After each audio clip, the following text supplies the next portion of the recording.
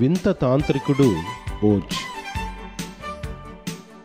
డౌరతి తన పెంపుడు కుక్క టోటోతో తన అంకుల్ హెన్నీ ఫామ్ హౌస్లో ఆడుకుంటూ ఉంది. అంకుల్ ఆంటీలు తోటలోని పొలంలో ఉన్నారు. ఇంతలో అక్కడ భయంకరమైన సుడిగాలి తుఫాను వచ్చింది. డౌరతి టోటోతో పాటు ఓ ప్రదేశంలో కూర్చుండిపోయింది. సుడిగాలి తుఫాను తగ్గే వరకు వేచి చూడాలనుకుంది. కానీ తుఫాను ఇంకా ఉధృతమవసాగింది. అది పంటను నాశనం చేసింది. ఇల్లు ఎగిరిపోయి గుర్తు తెలియని మరో ప్రదేశంలో పడిపోయింది. ఇక్కడ ఏం జరుగుతుంది? నాకు భయం వేస్తుంది.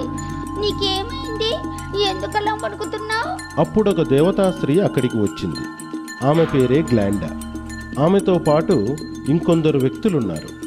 ఓజ్ ప్రదేశానికి వచ్చిన మీకు స్వాగతం. మేము మీకు కృతజ్ఞతలు తెలుపుకోవాలనుకుంటున్నాం. ఎందుకంటే మీరు భయంకర దుష్ట డాయన్ను చంపేశారు. నేనా? కానీ నేనెవరిని చంపలేదే. లేదు, నీవు దాన్ని మారణాయుధంతో చంపలేదు.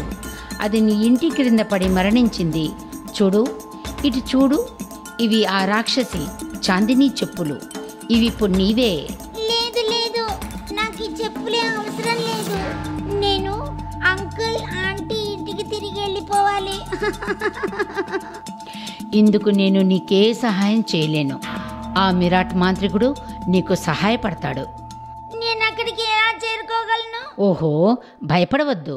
నేను నీకు దారిని చూపిస్తాను. ఆ చిన్నదైన ఇటుకల దారి గుండా ప్రయాణం చెయ్యి. నీవు ఆ తాంత్రికుడు ఉండే చోటుకు చేరుకుంటావు. డౌరతి గ్లాండాకు ధన్యవాదాలు తెలిపి టోటోతో పాటు మట్టి ఇటుకల మార్గం వెంట ప్రయాణించసాగింది. అప్పుడు పూతుల, డౌరతి, నువ్వెక్కడికి వెళ్తున్నావో తెలుసుకోవచ్చా అన్న మాటలు విన్న డౌరతి పక్కకు చూసింది. పిట్టల్ని బెదిరించే ఓ బొమ్మ మాట్లాడుతుండడాన్ని గమనించింది. నేను టోటో మిరాట్ తాంత్రికుడు వద్దకి వెళ్తున్నాం. మా ఇంటికి వెళ్ళే దారిని కనుక్కోడానికి. నన్ను నీ వెంట తీసుకెళ్తావా? ఏంటి? ఆ తాంత్రికునితో నీకేం పని? నాకు మెదడు లేదు. కొంచెం అతన్ని నాకు మెదడివ్వమని వేడుకుంటాను. ఎందుకంటే నా పనులన్నీ నేనే ఆలోచించుకుని చేసుకోవాలి కదా. సరే, అయితే నీవు మా వెంట రావచ్చు. ముగ్గురూ కలిసి అలా ముందుకు వెళ్తుండగా వారికి టిన్ అనే మరమనిషి తారసపడి, ఈ చిన్న మార్గంలో మీరంతా ఎక్కడికి వెళ్తున్నారు? మా కష్టాలు తొలగించమని మిరాట్ తాంత్రికుని వద్దకు వెళ్తున్నాం. నాకు హృదయం లేదు, అందుకనే నాకు సంతోషం దుఃఖం ఏవీ తెలియదు. నేను మీ వెంట వస్తాను. ఏమో, ఆ తాంత్రికుడు నాకు హృదయాన్ని ఇస్తాడేమో చూస్తాను. అందరూ ఎంతో ఆశతో ముందుకు వెళ్తుండగా వారికో సింహం కనిపించింది. నన్నెవ్వరూ చంపవద్దు, నేను మిమ్మల్ని చంపి తినను. కానీ మేము నిన్నెందుకు చంపుతాం? మేమంతా మా కష్టాలు తొలగించుకోవడానికి తాంత్రికుని వద్దకు వెళ్తున్నాం. నువ్వంతలా ఎందుకు భయపడుతున్నావు? నువ్వే ఈ అడవికి రాజువు కదా. లేదు, నేను ఈ అడవికి రాజును కాను, కానీ రాజును కావాలనుకుంటున్నాను. మరి నేనేం చేయను? నేను చాలా భయస్థుడను. నేనేం చేయలేకపోతున్నాను. మీతో పాటు తాంత్రికుణ్ణి ధైర్యాన్ని ఇవ్వగలడేమో వచ్చి వేడుకుంటాను. సరే, తాంత్రికుడు నీకేమైనా సహాయం చేయగలడేమో చూద్దాం. వారంతా తాంత్రికుని హవేలీకి చేరుకున్నారు. అక్కడి హవేలీ నుండి ప్రసరించే వెలుగుతో వీరి కళ్ళు చెదిరి మెరుపులు మెరిశాయి. అప్పుడు ద్వారసేవకుడు వీరందరికీ పచ్చకళ్ళద్దాలు ఇచ్చి ధరించమన్నాడు. ఆ తర్వాత అందరినీ తాంత్రికుని వద్దకు తీసుకువెళ్ళాడు. చెప్పండి, మీరంతా ఇక్కడికి ఎందుకు వచ్చారు? మా అందరికీ కష్టాలున్నాయి. మేము మీ సహాయం కోసం వచ్చాం. దయచేసి మా కష్టాలు తీర్చండి. మీ కష్టాలన్నీ తీరాలంటే ముందుగా నాకు మీరు ఒక పని చేసి పెట్టాలి. మీరు పశ్చిమ దుష్టతాంత్రికుని చంపాల్సి ఉంటుంది. పని పూర్తి చేసుకునే ఇక్కడికి రండి. డౌరతి ఆమె మిత్రులంతా బయటకు వచ్చి పశ్చిమ తాంత్రికుని వెతకడం ప్రారంభించారు. మీకోసం ఒక యువతి ఆమె మిత్రులు అన్వేషిస్తున్నారు. వారు మిమ్మల్ని చంపాలనుకుంటున్నారు.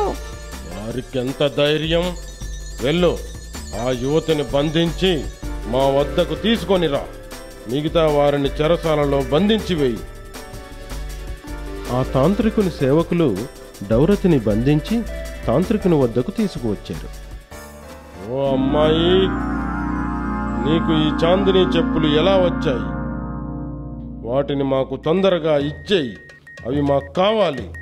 తాంత్రికునికి ఆ చెప్పుల మహిమేంటో బాగా తెలుసు. లేదు, నేను ఇవ్వను. ఈ చెప్పులు నావి. నీకు ఇవ్వనంటే ఇవ్వనంతే. ఇవ్వవా మంటి పిల్ల? అయితే నా కర్రతో దెబ్బలు తిను.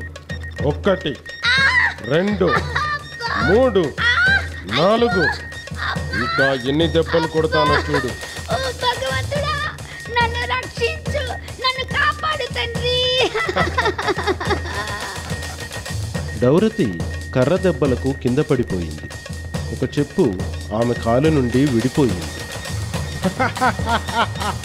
అయ్యో అమ్మో, నీవెంత తెలియని నీచ రాక్షసివి. నేను బాధతో ఏడుస్తుంటే నువ్వు నవ్వుకుంటావా? ఆ క్షణంలో డౌరతికి పక్కనే నీటితో నిండి ఉన్న ఒక తొట్టి కనబడింది. వెంటనే కోపంతో లేచి ఆ నీటి తొట్టిలోని నీటిని తాంత్రికునిపై గుమ్మరించి, ఆ, ఇదిగో ఈ నీటితో స్నానం చేయి. నీ కోపం కాస్తైనా చల్లారిపోతుంది.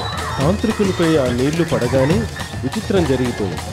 వాడు ఆ నీటిలో కరిగి మునిగిపోసాగాడు. కొద్దిసేపట్లోనే పూర్తిగా కరిగి మాయమై తాంత్రికుడు మరణించాడు. డౌరతి పరిగెత్తుతూ వెళ్ళి మిగిలిన మిత్రుల్ని చెరసాల నుండి విడిపించింది. వినండి మిత్రులారా, ఆ దుష్ట తాంత్రికుడు చనిపోయాడు. అరే డౌరతి ఆమె మిత్రులు కష్టాలు తీర్చే విరాట్ తాంత్రికుని వద్దకు చేరుకున్నారు. అక్కడ టోటో పరదాను పళ్ళతో పట్టి పక్కకు లాగి వేసింది. అవతల ఒక సామాన్య మానవుడు కుర్చీలో కూర్చొని ఉండడాన్ని గమనించారు.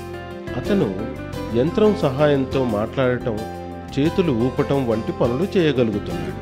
నీవెవరు? ఇక్కడ ఏం చేస్తున్నావు? నా పేరు ఓజ్. అవునా, నీవు తాంత్రికుడివా? కాదు కాదు, నేను తాంత్రికుణ్ణి కాదు, ఓజును. అందరూ ఆ వ్యక్తిని చూసి ఎంతో నిరాశ చెందారు. ఎందుకంటే యంత్ర సహాయంతో జీవిస్తున్న అతడు తమకెలా సహాయం చేయగలడని నిశ్చయించుకొని, నీవు కావాలని మమ్మల్ని మోసం చేశావు. ఇప్పుడు అనిపిస్తుంది నీవు పెద్ద అబద్ధాల కూర్వని. ఖచ్చితంగా చెప్పు. మాకిచ్చిన వాగ్దానం మర్చిపోయావా? నిరాశపడవద్దు, నేను మీకు సహాయం చేస్తాను. నేను మీ అందరికీ నిజమైన రూపం ఇస్తాను. అందువల్ల మీ లోపాల్ని సరిచేసుకుని హాయిగా బ్రతకొచ్చు. అలా అని ఓజ్ పుతులాకు ఒక చిన్న మెదడునిచ్చాడు. అందువల్ల వేగంగా ఆలోచించే శక్తి పుతులాకు వచ్చింది. టిన్ మనిషికి గుండెను అమర్చాడు. కష్టసుఖాలను అది తెలుసుకునేందుకు, సింహానికి ధైర్యం వచ్చేందుకు ధైర్యం మందుని ఇచ్చాడు. కానీ డౌరతి కోరిక మిగిలిపోయింది. దానికోసం ఓజ్ ఒక ఉపాయం ఆలోచించాడు. గాలి బెలూన్లో ఆమెను ఇంటికి చేర్చవచ్చనుకున్నాడు. అప్పుడు గాలి బెలూన్ ప్రత్యక్షమైంది. అరే డౌరతి, వెళ్ళిపోతుంది. తొందరగా రా, ఇటు తొందరగా రా. ఆ గాలి బెలూన్లో కూర్చో, అది నిన్ను ఇంటికి చేర్చుతుంది. డౌరతి 2 నిమిషాలు ఆలోచనలో మునిగిపోయింది. అందులో కూర్చోవచ్చా లేదా అని. ఈ తర్జన భర్జనలో ఉండగానే గాలి బెలూన్ గాలిలోకి ఎగిరి ఆకాశంలోకి వెళ్ళిపోయింది. ఇప్పుడు నేనేం చేయాలి? ఇంటికి ఎలా వెళ్ళాలి? అప్పుడు గ్లాండా అక్కడికి వచ్చింది. డౌరతి, నీవు ఇంటికెళ్లే దారి చెబుతాను. నీ చాందినీ చెప్పుల వద్ద నీ కోరిక విన్నవించు. దాంతో నీవు నీ ఫామ్ హౌస్కి చేరుకోవచ్చు. ఓ చెప్పులారా, నన్ను నా ఇంటికి చేర్చండి. మరుక్షణంలో డౌరతి టోటోతో పాటు ఫామ్ హౌస్లోని తన ఇంటి ముందు నిలిచింది. అంకుల్, అమ్మా, ఆంటీ, డౌరతి, చూడండి, వచ్చేసావా? చూడండి, నేను వచ్చేసాను. డౌరతి, మా ముద్దుల పట్టి, మేము నీ గురించి ఆలోచిస్తూ బాధపడుతున్నాం. నీవెలా ఉన్నావు తల్లి? టోటో సంతోషంగా తోక ఊపుతూ వాళ్ళ వద్దకు వచ్చి చేరింది. కథ సుఖాంతమైపోయింది.